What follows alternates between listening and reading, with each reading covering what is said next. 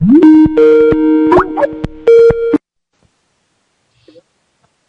morning. How is everything? Okay.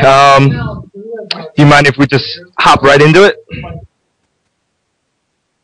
Yes, can you go ahead and launch it? I'll be able to control certain things, but it's much easier for you to do so. Okay, so which operating system are you using here? Vista or Windows 7?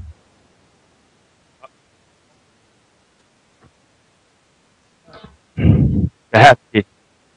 Okay. Okay, so today we're going to go over basic functions of the RIP, and I'm going to show you how you probably want to set up a job to run as efficiently as possible. Okay? So we'll start from the very beginning. We're going to forego this page layout because we'll go into it shortly. So we'll just exit that out. We'll exit the channels as well as the queue rip out. Those are other things that we'll be going into shortly. Let's start at the very beginning, opening your artwork into it. You probably already know, there's about 4 ways you can do it. One way is file open. There's a shortcut right underneath it, the little folder, Control O. And you could, the way I use it is double clicking the background here. And that'll allow you to open a file. So can I bring up any one of these files here? Okay, so hey, why don't we use the flaming guitar?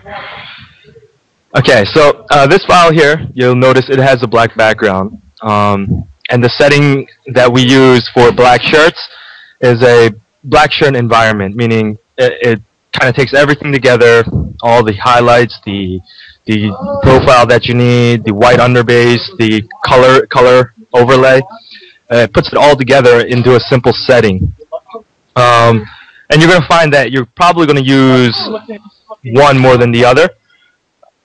Probably the one I'm going to set up for you at the end of this training. The high-res. Yes. So we'll just go with this black media HOP white for now. This setting, basically what it's telling the RIP to do is how to lay the white underbase from what we've told it to do already. How to determine, what colors to use to generate the colors that it needs to on the shirt. And you're going to notice that it prints 0 black ink during this. It uses the shirt as it's black, and it prints on top of it with the appropriate amount of white ink and color ink to produce the image. Okay?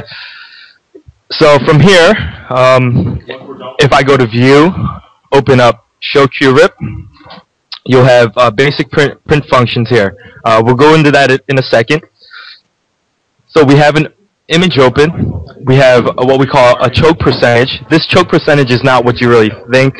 This is in terms of your white ink choke, underbase choke. It's the strength of it. So you can have it knock out white completely, or you could have it just choke it in at a set amount. So 100% means whatever choke you apply to it, however many pixels, is going to knock those pixels out 100%.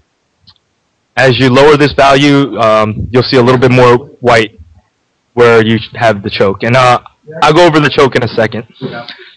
This underbase is exactly what you think it is, the strength of your underbase. But we've already profiled so that you don't have to really change this value. The only time you might want to change this value is if you see the underbase is laying down very strong and you could probably go less. Yeah, that's the only time you really would want to use that. The highlight function, this isn't a new function, it's a white highlight function. Anywhere you see white in your image, it'll basically lay a second pass of white during the color pass. Now this isn't as much as the first initial pass, but it is just a little bit more to make that white pop just slightly more. And in most cases, I just keep this function off. And if there's like small white text, I'll leave it on. But to turn it on, or turn it off, you go to none. To turn it back on the fly. The fuzziness is to what extent, what shades of white do you want to cover? So if it's a slightly off-white, then it'll still cover it up. If it's it's a special basically. Okay, so 15 seems to work pretty well for us. We really don't change that at all. If you change it, if you raise it too high, you'll get coverages of just like, really light yellows or light blues that really start to get covered up. So you probably don't want to change this value too much higher. Probably up to 20 or 25 being your max, but 15 seems to work perfectly fine. The color strength is the strength of your color. Again, we've already predetermined everything here. If you lower your color density, you might get slightly different results than what you desire. But then again, if you're getting oversaturation, you can lower this value. But you should be okay at 100%. Color booster, it's a neat function to have. If you want just more richer, deeper colors, you can turn this color booster function on and change this value. I would recommend not going over 15%. It seems to actually change the colors a lot once you get to that 15% mark. So I tend not to use this too much, but sometimes you want like a little darker than what you see. Next, we have our position in X and Y. This is pretty good if you're doing like a quick one-off. So you want to open this image up, place your platen there, and then you can either center it over here on your NeoRip, or you can place the position of the image on your X and Y axis by actually measuring out. It's really good for one quick one-off if you want to open the rip up, open the image up, size it, and then print. This is one of the quickest ways to do it rather than going through a whole layout. And then the environment, we kind of went over this. This is the accumulation of all our settings that we've worked in together for in terms of coloring, underbase, everything basically. Okay. So with that said, I'm going to actually close this image out. No. We're going to go into the print setup. Now the print setup, if this computer is, it is, okay. So you would pick the Epson here. And this feed adjust value, I'm sure you're aware of how our system works. Since it is a long bed and it doesn't go to the rear every single time, actually it stops wherever the print stops. I mean, a little further back, comes back forward. So we have to give it a fine increment of registration there. And this is what that feed adjust value does. So if you have a white line peeking, say, towards you on your image, and you need that white underbase to move away from you to register with the color perfectly, you would actually go further negative in this value. Okay? Yes. And this feed adjust value is very important. It'll work throughout all your DPIs, everything. There's no, it doesn't change with your DPI or anything like that. It'll work with everything. So simply printing, lines with a white underbase and then a color, say like a blue or red line. That'll be your test to register your, figure out your feed adjust value. Okay? It's kind of like the second offset, just the opposite. So if you need it to move away from you, it's negative. Towards you is positive.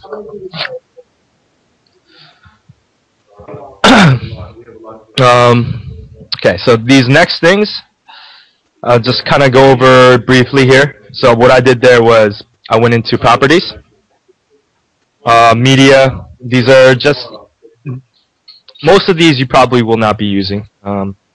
Media type settings, these are things that we would use as tools to setting up a media type, basically environment for you. Printing it, this is how your system is set up with the black, cyan, magenta, yellow, and then the white underbase is on your right. And you can see a CMYK ink set, and then they have a few others, but we want to use CMYK. These are color corrections. You can, reduce the cyan, magenta, yellow. You can brighten, do contrast, all that stuff. Color boosters here as well as your color strength value, which is all located on your bar up top here. Okay.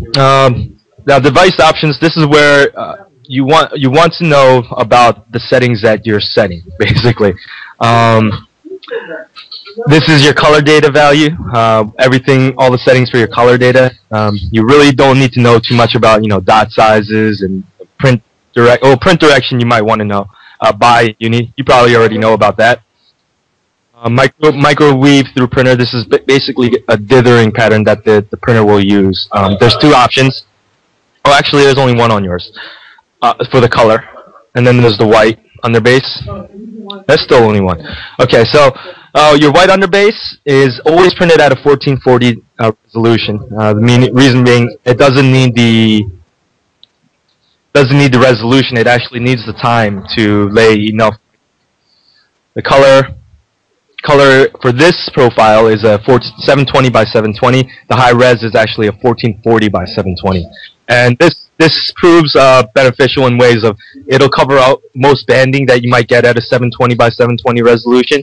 So for some reason, if you're getting banding at this resolution because of the artwork contains, significant amounts of maybe cyan or magenta, which gives the industry problems because of the makeup of the ink by DuPont, you might want to switch over to 720 or 1440 by 720.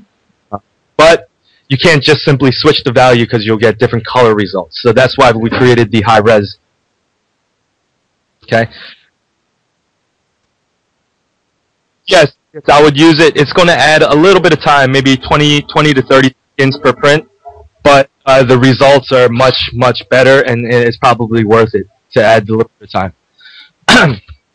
So that's basically what you need to know here. I'm going to go ahead and do something.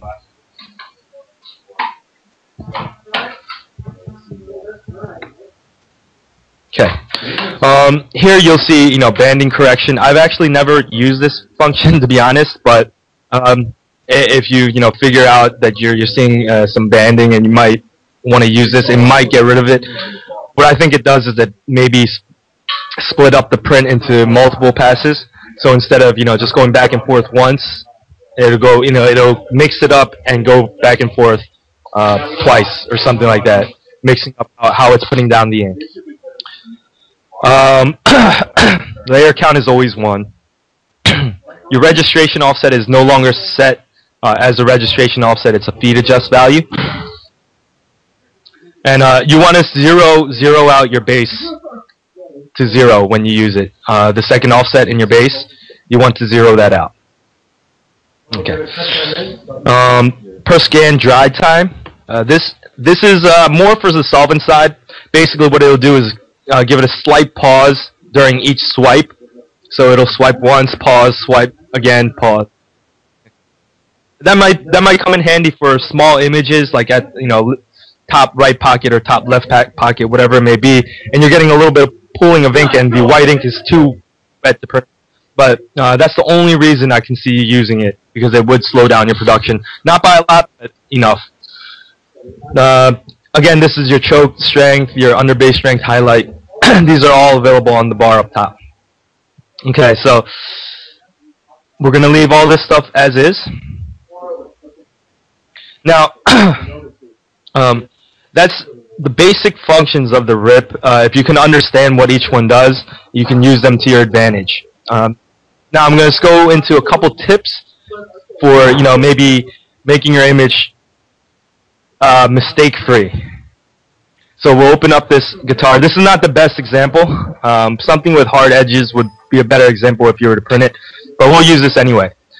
So if you've seen a lot of prints on the market, there is like a very small white line sticking out somewhere, just more of like a registration thing, not just on the y-axis, on the x as well, left to right, and you might see a thin white line peeking out here or there. What we did was add a easy underbase choke option. Now everybody's already doing this, whether it be manually or through a RIP somewhere. We made it very easy for the user to use. So if we click this white ink choke, which was through, I'll do it again. We go to images, go to add white underbase choke, and then this window pops up, and it basically asks you foreground limit white underbase value, which we keep at max, and then width in pixels. How many pixels of the white underbase do you want to knock out of your image? 2 seems to work perfectly fine for us from anything that's 150 and up to 300. Once it gets to 300 plus to up to 600 DPI for your image, the pixels actually get smaller, so you want to knock out more. If it's lower than 100, yeah, lower than 150, say 72, like you pull off the image online, you want to knock out, maybe less, maybe 1 pixel, because those pixels are larger, and they would actually cause a large difference in your. So what I do, whenever I pull an image off a line, I make sure it's a large image first off, and then I convert it to 300 DPI. Even though it's a false 300 DPI, the resolution of the image doesn't actually get better, but when I add this choke, it's consistent, and I use a 200 or 2 pixel choke always. Okay, and that's a very small choke, but sometimes it's just, yeah, just a little bit. You probably, it works around the whole image.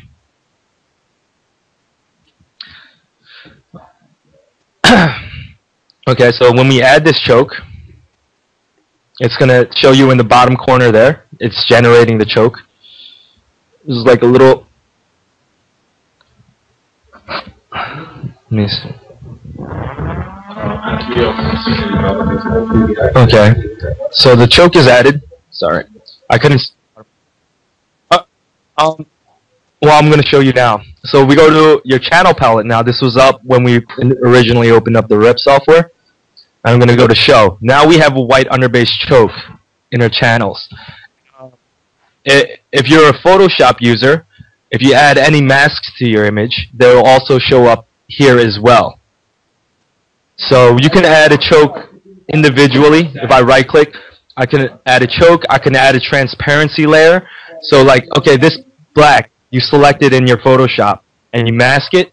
I can come in here and say, okay, we're going to choose this black and use it as a transparency or any color. And there's actually an easy way to do that as well through the RIP, not having to add a mask. You can simply, I can't remember the shortcut key, add transparency channel.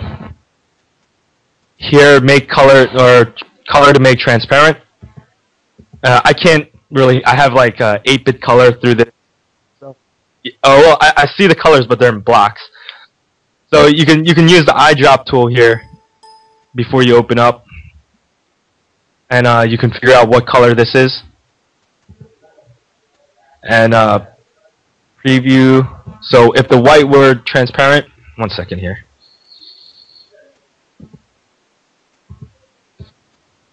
Okay, you get it, right. You choose the color to become transparent and it'll knock it out for you. But if it's a black background and you're printing on a black shirt, you really don't need to, as it'll knock out all the black itself. You won't even print any black. Okay, next, we'll just go into some of these menus here. Edit, undo step, forward, backward. It's basically undo and redo. Image, your rotation, clockwise, counterclockwise, 80, and then your value that you define yourself. Flip horizontal, vertical, skew, all that stuff is, pretty much self-explanatory. The highlight channel and all this is basically same thing as a white underbase. You're able to define certain things to do with certain areas. So if you want one color a little or highlight it a little more, you can add a highlight channel or a transparency channel. Your adjustments, kind of like your graphics software, you can do minor adjustments, basic adjustments here: brightness, contrast, curves, auto contrast, auto levels. Like play with your histogram, saturation, all of that stuff you can do here. I normally don't do it unless I don't like the graphics so much and I want it a little brighter. Also, if I'm running a 2-pass job on my white shirts, I tend to brighten up the image to about 25, 26 brightness, and then I'll run it twice that way, and it'll give me a pretty accurate color representation. And we're actually going to be adding a environment for your 2-pass white shirts, because I know a lot of our customers like to do a 2-pass white shirt. So even with the pre-treatment and all that, it's just the vibrancy you get is unmatched when you do 2 passes rather than 1.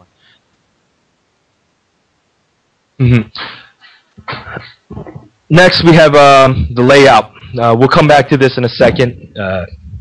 It's actually probably the thing that's going to make your job much easier. Okay, selection, new selection. This is basically these tools here. You can do a crop. So if I were to crop this, say I don't want all this black in here. I don't need it. I can literally go into it, crop it out. So, and I can go right click and say crop. And you're going to see that it cut off that extra black. So I mean, you have basic graphics functions in the RIP itself. Things that you would find probably useful rather than okay, let me take this back to my software. Yeah. Okay, so next we have color management. I wouldn't really play with this. There's not much here for your usage. Your monitor profile. Actually, let me change these here.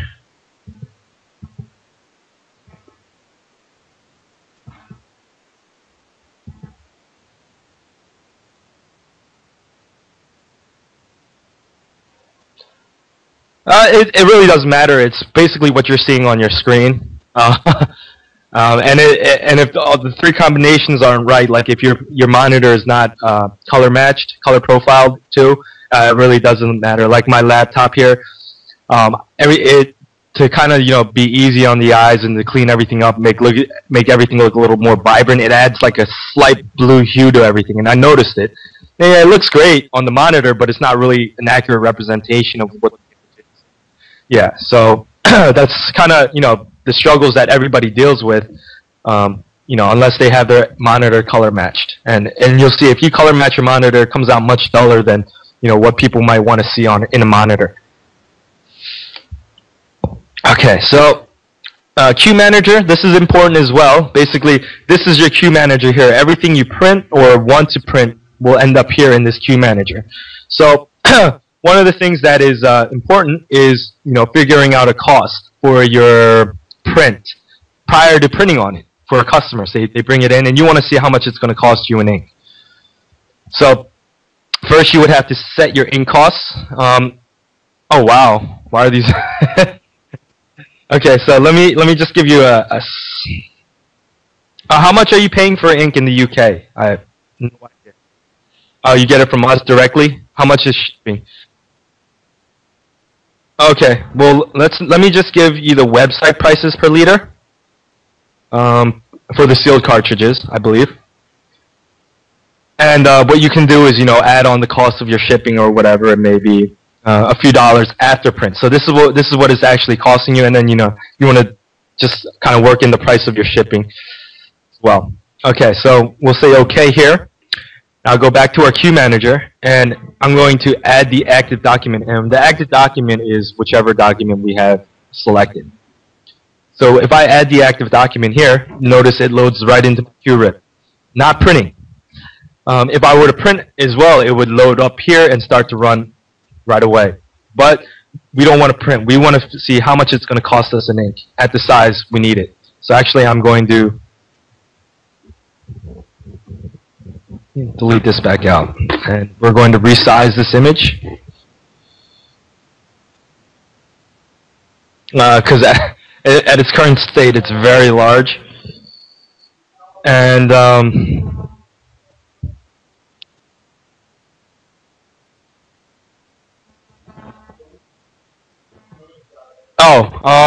it's here somewhere. Print preference. No, it's not print preferences. Sorry. Oh, here it is. Yeah, it is. This is in centimeters, in inches.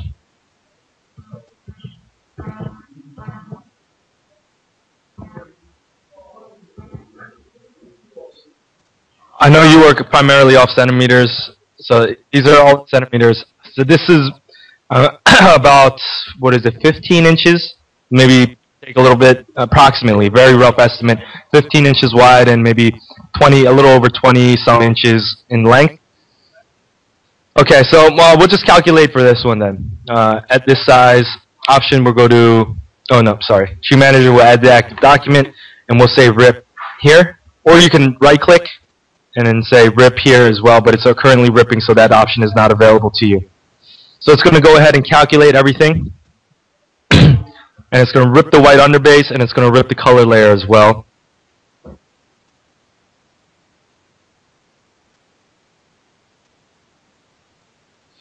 Oh,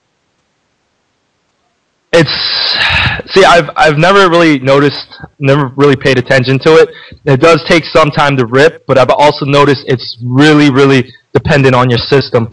Since since this rip utilizes every core in your processor, so if you have like a quad core processor, it utilizes all of it. It utilizes your RAM very well as well. So the better your computer, the faster it'll do everything. Yeah, so it utilizes every core. That's it, and it's because it's not simply just taking colors and placing them and using a grayscale of the white layer. I can't really go into details of how it generates that white layer, but I can't really go into detail about that. But it's a process that it goes through, and it does do a lot of calculating. I've gotten a lot of crap from forum goers online, basically. Yeah, and I don't know what else to say other than I can't release that information to you.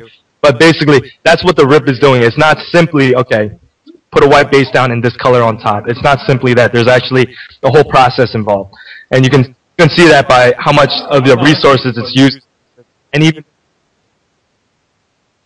So it's going up slowly, but it is a large print.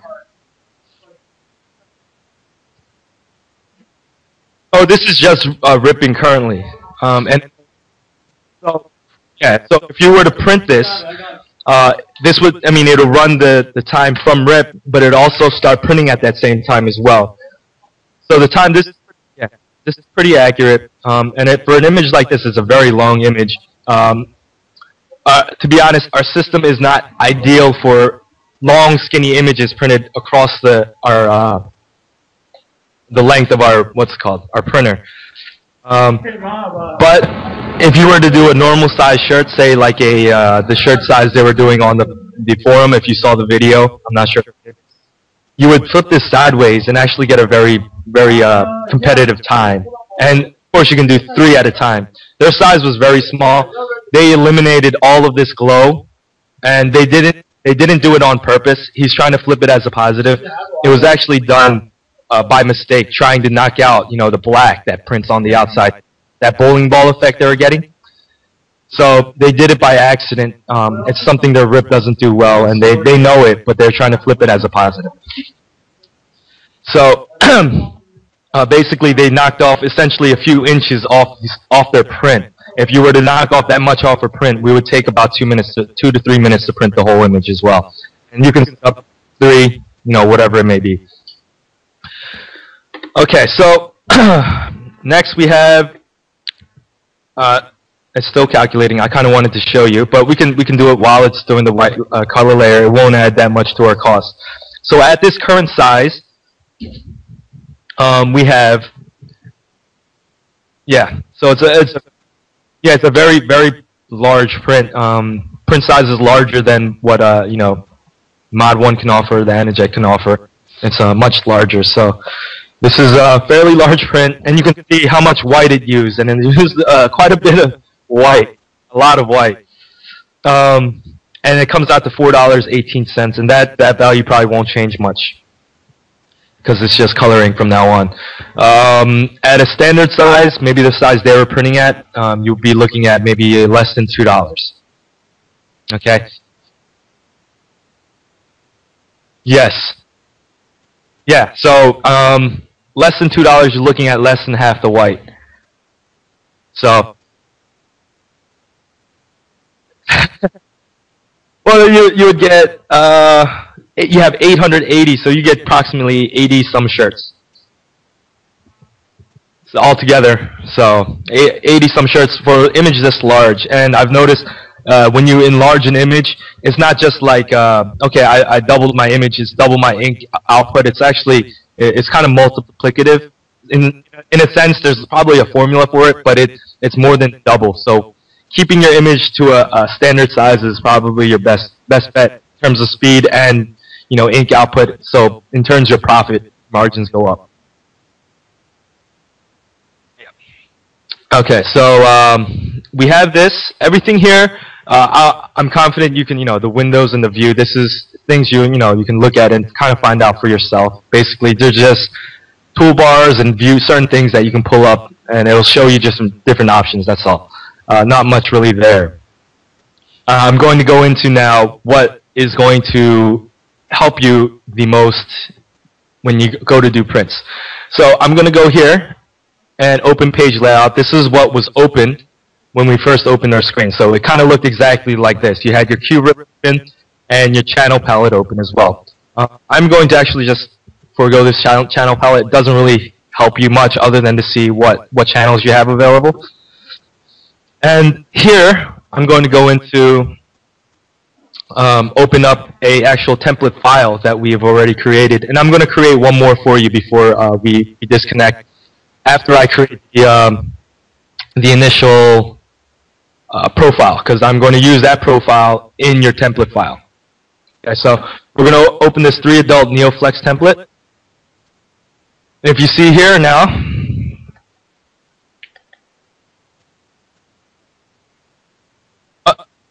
yes, these are the size of the printable area on your Platinum. Okay, so what I'm going to ask you to do is create a box that's this size. 15.75 by 11.5. Drop it into this image here and print it onto your bed. Well, when you place it, it's the box is going to be slightly smaller than your Platinum, so you're actually going to be kind of wondering. So the best thing to do is measure from each side about 0.625 or 0.6, whichever. I mean, it doesn't have to be perfect. I mean, a couple millimeters is not going to kill you on a t-shirt. So from each side, measure over, maybe 0.6 and then just draw a registration mark, or put your place Platinum there and draw registration marks on it. Maybe a marker or like a fine marker, and do it for all 3. That way you have lines to place it in. And basically, we do this here as this with the printable area only, because so that you don't make a mistake and maybe print out of your printable area. So this is your printable area only. So you want to draw a line around the actual box that you print. That's about 0.6 inches. I don't know the conversion off the top of my head, but it's probably like 1.4 or 1.5 centimeters or something like that. 1.6, 1.7. Okay. Next, I'm going to show you how to load up an image. So if you notice here, it says the LT here. It means left top. So your collar would go on if you're standing at the front, the right side of your printer. So you need to pay attention to where this is, depending on how we create the template. Okay, and this can come in handy if, say, you have a left top image, or an image that just goes across the top chest. You want to load your collars up, load the image up, so that the collar is closest to this left top, closest to your print head. That way it doesn't have to move in and out as far. Okay? But yeah, I would set everything up this way. Now let's bring in the flaming guitar that we've clipped. I'm going to bring this in here. And what you saw, I don't know if I did it properly there. Yeah, so I'm dragging. I don't know if alright, there we go. Dragging and dragging. And we see that it's much larger than our Platinum. Quite a bit larger. There's 2 ways to change the size. You can change it here, numerically. Or for me, if the size isn't specific, I just want it to fit, I can go to scale this Platinum image. Opens the whole thing up. Yeah, but if you want to do it proportionately, hold Shift, drag it in. So I want to do it the length of my Platinum, and then I can move it here. And that's it. But notice the background here is white. To apply this change, you need to hit Enter just like Photoshop. I can nudge it using up and down keys. And notice that my background here is white, meaning the template it's reading right now is for a white shirt. So what you'll get is just a color print if you print this. All I do is simply right-click and say black background typesetting. Now I'm okay to print on a black shirt. It's going to use all my black shirt settings. John, could you hold on 1 second? I have to plug in my laptop so it doesn't die on me. 1 second.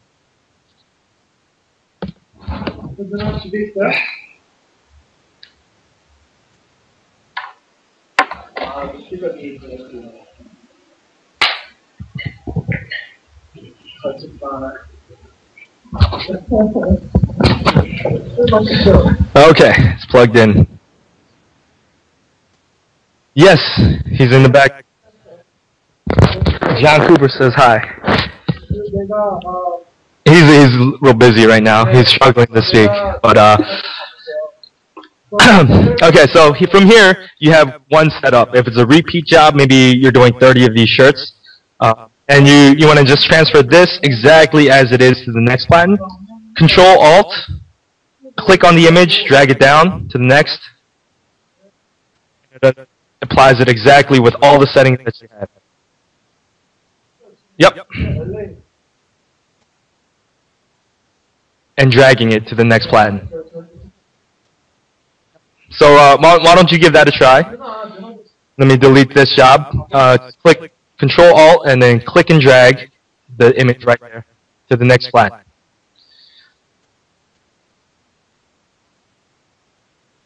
You do have to hold it. You do have. Yeah. There you go. Simple enough, right?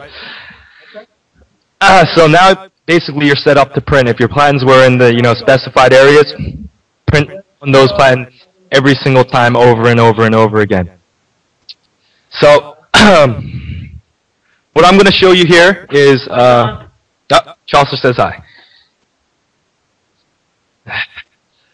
Okay, so here are basically the print setups for each type of environment. This is for a white garment. If I go here, the little drag down arrow, each color, black garment, black background setting, and again, use this feed adjust value, and this needs to be correct. I don't know your feed adjustment value currently, but when I set up these template layouts, I like to set up the feed adjust value as well, but this is something you can install later on. So I'm going to go over and install your profile now, because I want to use the profile. Are you connected to your printer currently? Okay, I want to use the profile that I have created and test it to make sure it's working. So let me create a profile quickly for you. Oh, I can't print. Oh, okay, no problem. Oh, okay, great. So I'm going to create a folder, just like I did on the other. It's going to be called NeoRipPro Profiles. And we're going to just drop this. We're just going to use it so I can quickly figure out where everything is and then delete it afterwards. So I'm going to file transfer.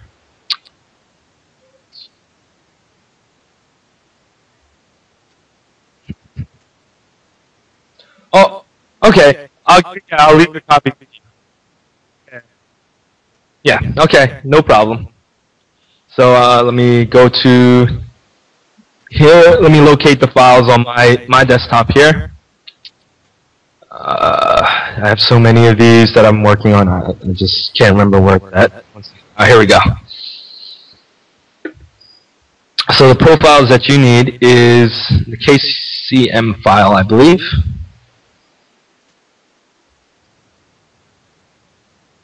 It's black pyrite. The solvent, it's not 100% yet. It's okay. It works. I've gotten good results, and I've gotten good feedback. But I know there's something wrong with it that I've done wrong. I just need to go back and redo it.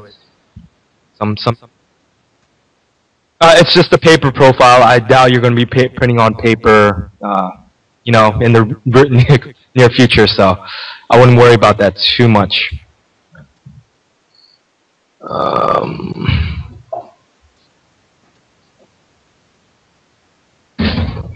Okay, this is the one as well. Okay, currently all in your folder now. What I'm going to do is, oh, it was right on your desktop. 1 second here. So yours would be, okay, C drive here. And are those all hard drives that you have connected into your computer, or is it a network? Oh, jeez. All right. Okay. There it is. Whoop. And we have TRC curves. I print something in the file. Oops.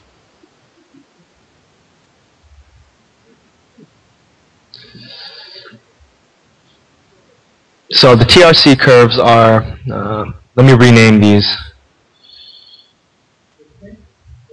We're going to say high res CMYK.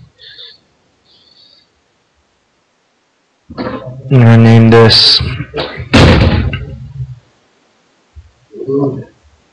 Black Media High Res. Yeah, I like the HI as high res. I'm going to change this.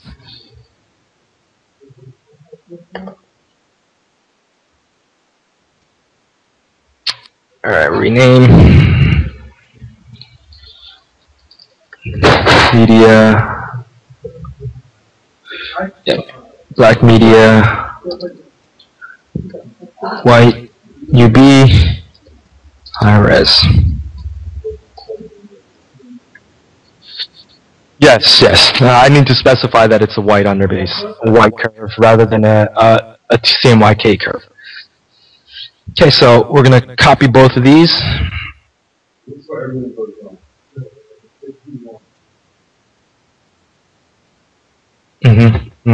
Place them right in.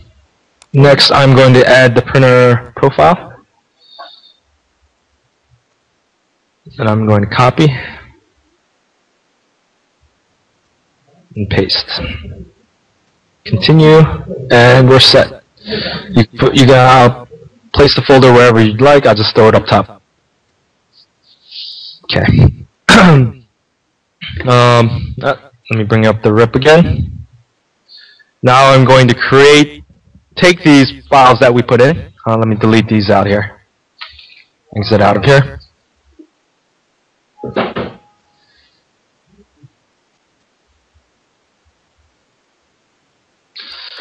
And I'm going to create the environment that we need.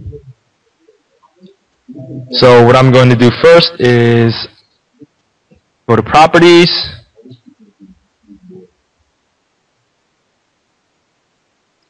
actually I'm going to create what's called new environment type. So I'm going to say save environment type, and this is going to be called Black Media High Res. I'm going to save this. Next, what I'm going to do is say create media. So I'm going to go to create media type, or I'm going to go to device options first. And remember I said the color is 1440 by 720, white underbase, variable 2, everything's here. So both variable dot sizes are the same. What I like to do is actually add less white highlight on a black shirt because it's giving a strong white underbase. So I would bring this down to like 75% if I were to use it at all. You can turn this off as well. So I'm going to say set as default. And we're going to say go back to media type here. And then create our media type.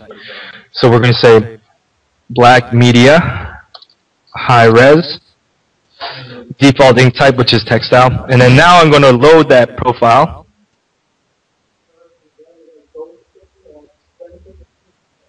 Load the curve.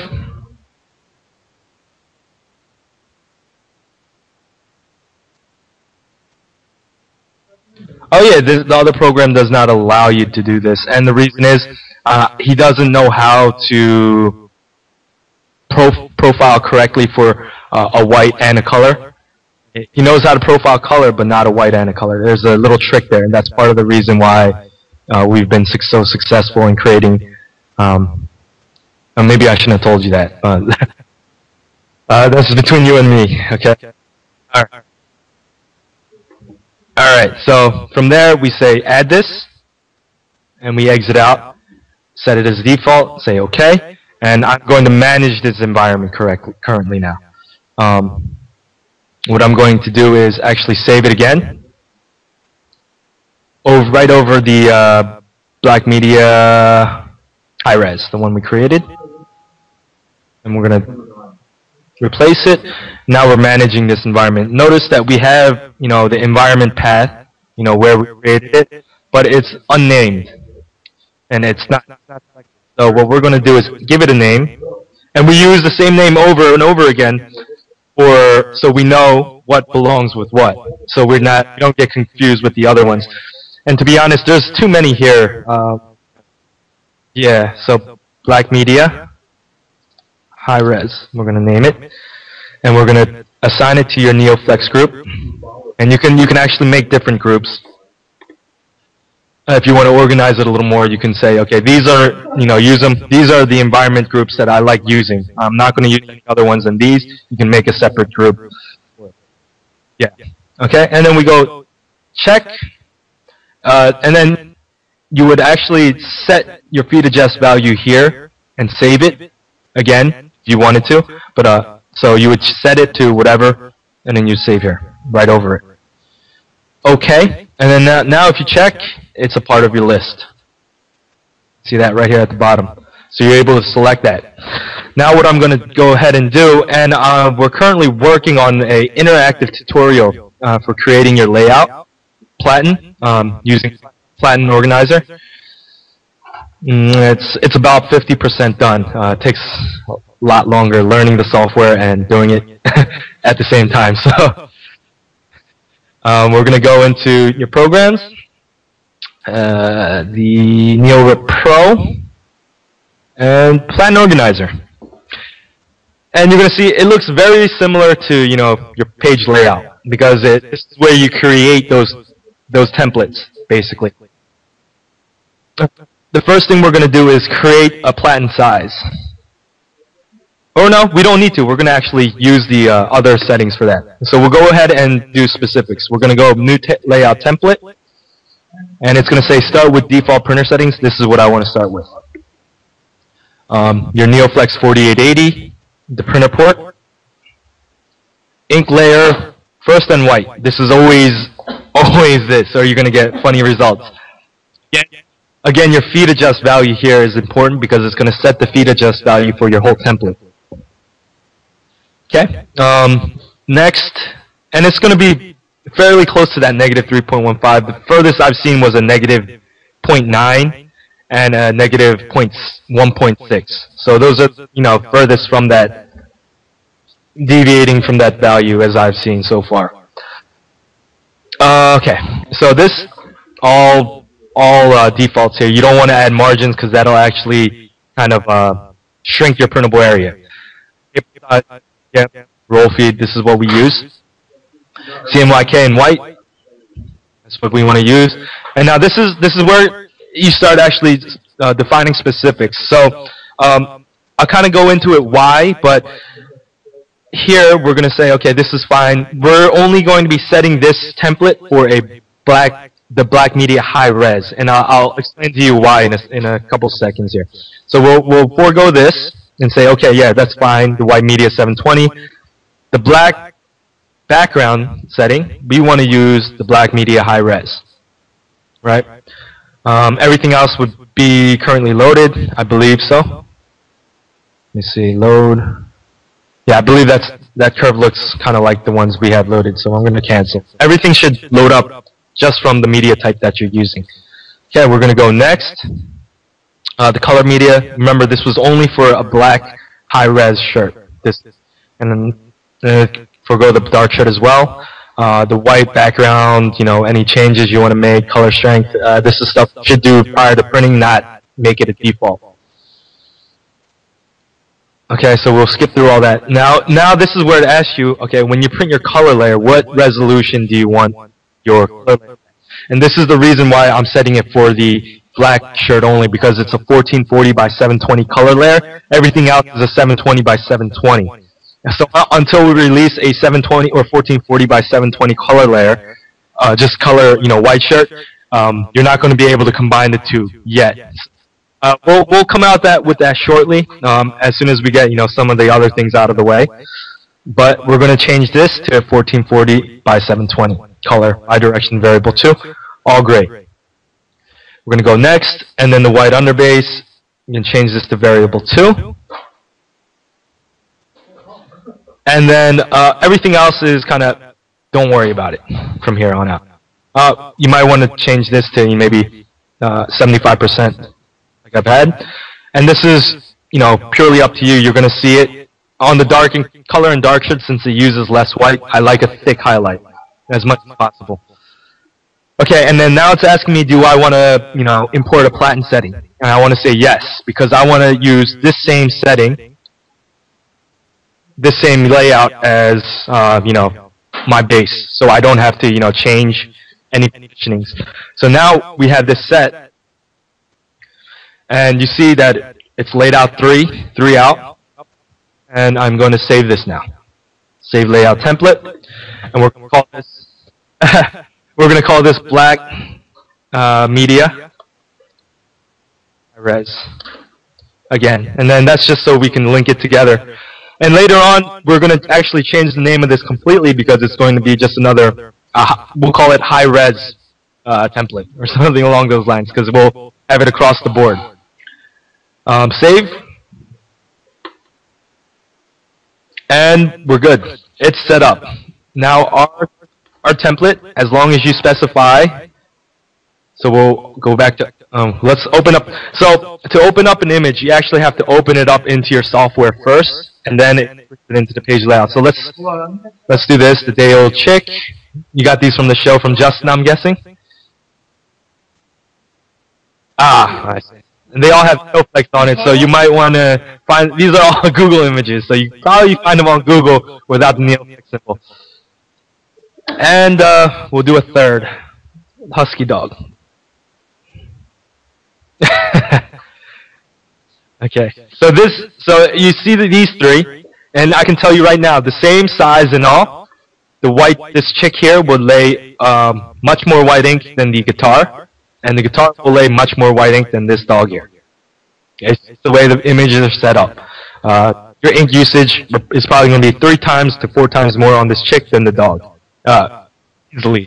Your ink usage for your guitar is going to be somewhere in between. Okay, so let's go ahead and open up the layout, page layout, here. And you can see this, but this is from previously. What we're going to do is open up our newly created Black Media High Res. Not sure. Because it's simply, if you click this open, it'll bring you into it. Yeah, I think it opens up whichever one you had previously, so it probably defaults it that way, automatically. Okay? And then now we have the Day Old Chick, drag and drop. And I'm going to resize quickly.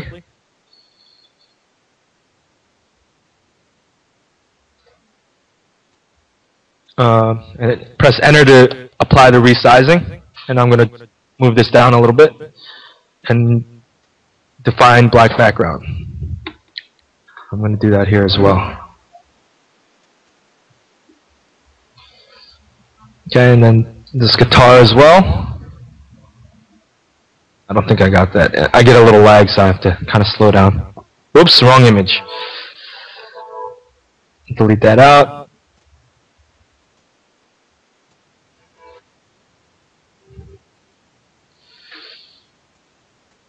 Then we'll scale this as well.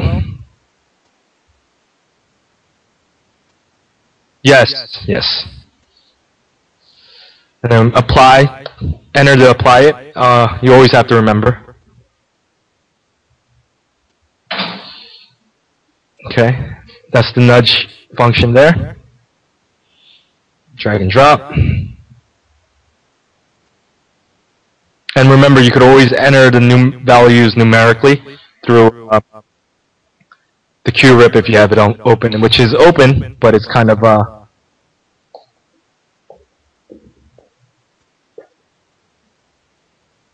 oops, let's just make it a little smaller. Alright, here we go. So something like this. I'll apply.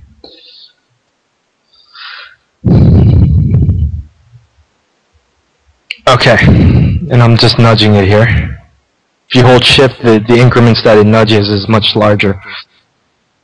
Okay, so now we're set up. We can print all three of these at once. And the great thing while it's doing the white layer, you can, pre-treat more shirts or pack up some shirts that you've already printed. And then, when it goes back to the color layer, that's when you can start pulling things off and pressing them and starting the whole process over again. To be honest, that's all it is. Literally what I did there was brought it in, resized it, and you're going to be hitting print after you define the color of shirt you're printing on. So from this value, if my feed adjust value here is set properly, then you have nothing to worry about. And this is you actually have to go in and resave it. So remember the plan organizer here? That it's not in your recents. Okay, my recent. I don't know. Let's see here.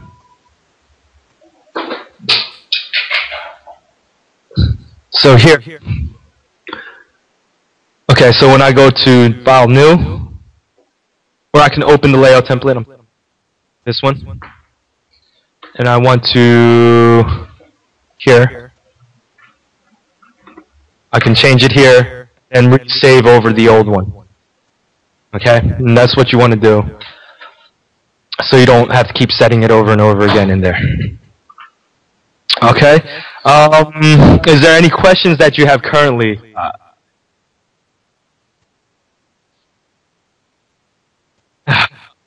Okay. It's no problem, to be honest. Most people don't have questions right away because they don't know what's going on right away. Yeah, until you start printing with it and seeing what functions you want to use and how to do certain things certain ways, that's when you're going to come up with more questions, and I'll be happy to answer them for you. Okay, John, we finished. Yeah, we started a little early and finished, a little earlier than I anticipated, but this will give you time to kind of go over it yourself and maybe see, certain things. Try to do what I did. If you can't do it, give us a call, and then we'll go. We can go over it, real quick again. Okay, John.